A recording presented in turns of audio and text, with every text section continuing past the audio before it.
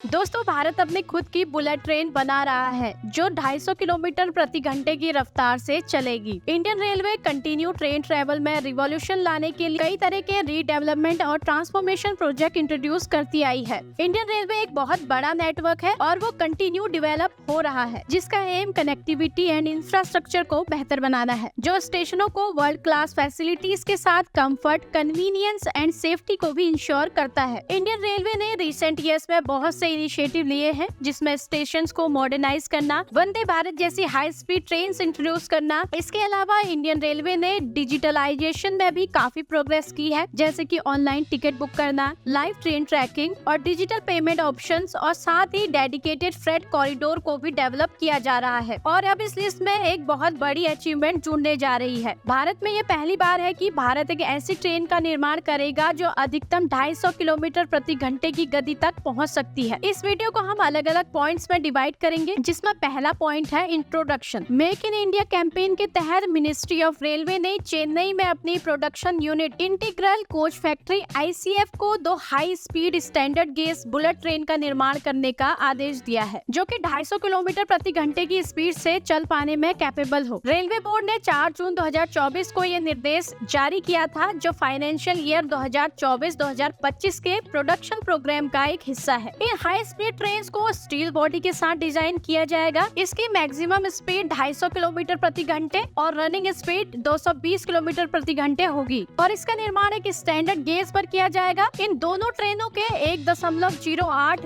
लाख करोड़ रुपए के Mumbai Ahmedabad high speed rail corridor पर चलने की उम्मीद है, जो कि अभी अंडर कंस्ट्रक्शन है। पीएम मोदी ने देश में 3 और बुलेट ट्रेन कॉरिडोर का वादा किया है, और ये भी कहा है कि पहले कॉरिडोर पर काम लगभग पूरा हो चुका है, जो अहमदाबाद को मुंबई से जोड़ेगा। उन्होंने कहा कि 3 और कॉरिडोर के लिए सर्वे का काम जल्द ही शुरू होगा। दूसरा पॉइंट है एम। इस प्रोजेक्ट का एम इंटरसिटी कनेक्टिविटी को इनहेंस करना, ट्रेवल टाइम को कम करना और इकोनॉमिक ग्रोथ को बढ़ावा देना है, जिससे भारत भी advance high speed rail network का दावा करने वाले देशों के बराबर में आ सके। पिछले साल से रेलवे राजस्थान में स्टैंडर्ड गेज ट्रेन के लिए एक टेस्ट ट्रैक डेवलप कर रहा है, जिससे हाई स्पीड ट्रेन के विकास में रेलवे कैपेबिलिटीज को असेस किया जा सके और वंदे भारत जैसे ट्रेनों के एक्सपोर्ट को भी सुविधाजनक बनाया जा सके, जिन्हें ब्रॉड गेज से स्टैंडर्ड गेज में कन्वर्ट किया जाना है। और स्टैंडर्ड गेज एक ग्लोबली एक्सेप्टेड स्टैंडर्ड है। तीसरा पॉइंट है इम्प्लीमेंटेशन। बात करते हैं कि इस पूरे प्रोजेक्ट को कैसे इम्प्लीमेंट किया जाएगा। इसमें पहला रोल है ICF का। इंटीग्रल कोच फैक्ट्री ICF को 2 स्टैंडर्ड गेज बुलेट ट्रेनों के लोकल मैन्युफैक्चरिंग का काम सौंपा गया है। इन दोनों इंडिया बिल्ड बुलेट ट्रेन की स्पीड दुनिया के दूसरे हिस्सों में हाई स्पीड ट्रेनों के सिमिलर ही होगी, जैसे कि फ्रांस में चलने वाली TGV और जापान में चलने वाली शिंकानसेन है, जो 250 किलोमीटर प्रति घंटे से अधिक की रफ्तार से चलती है। इस प्रोजेक्ट में नेसेसरी टेक्नोलॉजी हिटाची और कावासाकी जैसी जापानीज कंपनियों के साथ मिलकर काम कर सकती है। गवर्नमेंट लगातार जापानीज कंपनीज के साथ नेगोशिएशन में लगी हुई है, हालांकि ये थोड़ा टाइम टेकिंग भी है। अगला पॉइंट है प्लानिंग एंड फंडिंग। दोस्तों, इतने बड़े प्रोजेक्ट को पूरा करने के लिए फंड की बहुत बड़ी जरूरत पड़ती है, और किसी भी बड़े प्रोजेक्ट को government allocation, private investment and international loans के कॉम्बिनेशन के माध्यम से फंडेड किया जाता है, जिसमें भारत के साथ जापान एक सिग्निफिकेंट पार्टनर रहा है, जो कि मुंबई अहमदाबाद कॉरिडोर के लिए भी लो इंटरेस्ट लोन प्रोवाइड करता है। इसमें चौथा प्रोजेक्ट है इंफ्रास्ट्रक्चर एंड डेवलपमेंट का। ये ट्रेनें वंदे भारत प्लेटफॉर्म पर बेस्ड होंगी, जो कि प्रोडक्शन प्रोसेस को तेज करने में मदद करती हैं। एक बार बनने के बाद इन ट्रेनों को एक्सटेंसिव टेस्टिंग से भी गुजरना होगा, जिससे सेफ्टी और परफॉर्मेंस को इंश्योर किया जा सके। इन दोनों ट्रेनों के Mumbai Ahmedabad high speed rail corridor पर चलने की उम्मीद है। पांचवा पॉइंट है इकोनॉमिक एंड सोशल इम्पैक्ट। इससे इकोनॉमिक ग्रोथ को बढ़ावा मिलेगा,